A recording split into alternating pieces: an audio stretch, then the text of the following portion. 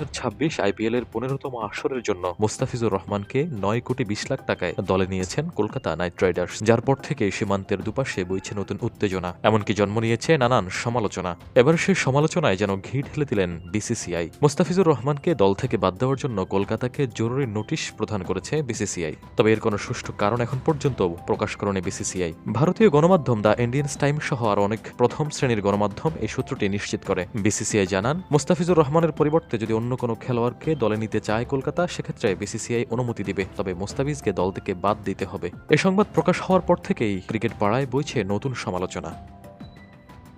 বাংলাদেশ ভারতের রাজনৈতিক ও ধর্মীয় বিপত্তি বহুকাল পুরনো। বাংলাদেশের অভ্যন্তরীণ রাজনীতি ও ধর্মীয় রীতিনীতিতে ভারতের অবৈধ হস্তক্ষেপ, ভারতীয় গণমাধ্যম বাংলাদেশ নিয়ে প্রোপাগান্ডা ছড়িয়ে সীমান্তের দুপাশে তৈরি করছে উত্তেজনাকর পরিবেশ। অধিকাংশ ক্রিকেট বিশ্লেষকদের মতে এটাই মূল কারণ। তবে প্রশ্ন হচ্ছে, মোস্তাফিজ কি কোনো অপরাধ করেছে? আর এভাবে বাদ দেওয়া কি আইসিসির নিয়মভুক্ত কিনা তা নিয়েও অনেকেই প্রশ্ন তুলছে। তবে প্রশ্ন যাই হোক না কেন, মোস্তাফিজুর রহমানের যে এবছর আইপিএল খেলা হচ্ছে না তা মোটামুটি নিশ্চিতভাবে বলা যাচ্ছে।